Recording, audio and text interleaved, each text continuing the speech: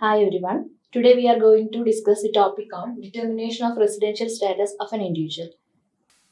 As we all know, the income tax is levied on the total income of the assessee. Under the provisions of Income Tax Act 1961, the total income of the assessee is based on his residential status.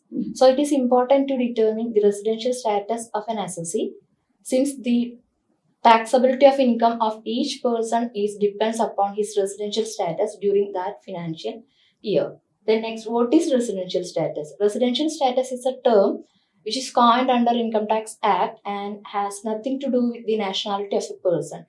For example, if an Indian citizen can be a non-resident for income tax purposes, whereas an American citizen can be a resident of India for income tax purposes.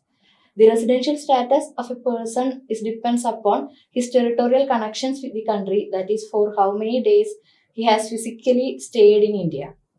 So now move on to the topic determination of residential status of an individual. Under Income Tax Act, an individual refers to a natural human being, male or female, minor or major. The residential status of an individual can be broadly divided into two categories, resident and non-resident, and the resident can be further divided into ordinarily resident and not ordinarily resident. Next, who is a resident? If an individual satisfies any one of the basic conditions, he is said to be a resident. And otherwise, that is, if an individual he fails to satisfy any one of the basic conditions, he is said to be a non-resident. If an individual is said to be a resident of India, we have to determine whether he is an ordinarily resident or not ordinarily resident. If an individual satisfy any one of the basic condition and both the additional condition, he is said to be resident and ordinarily resident. And if an individual satisfy the basic condition and but fails to fulfill or satisfy the additional condition or any one of the additional condition, he is become not ordinarily resident. Now we are talking about the basic conditions and additional conditions. What are the basic conditions?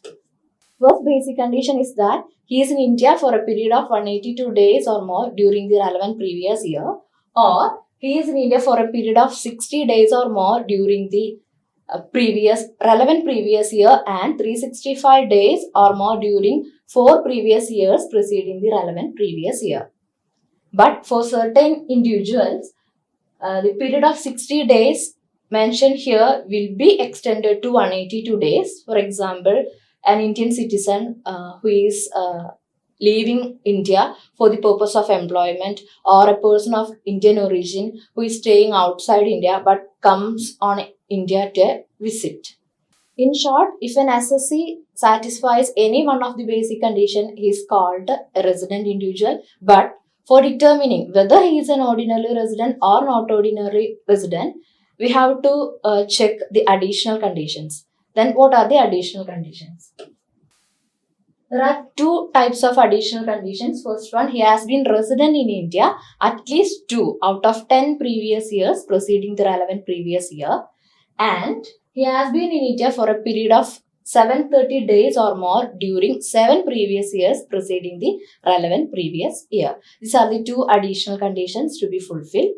In short, if an individual satisfies any one of the basic condition under part 1 and satisfy both the additional conditions of part 2, an individual becomes ordinarily resident. That's all. Thank you.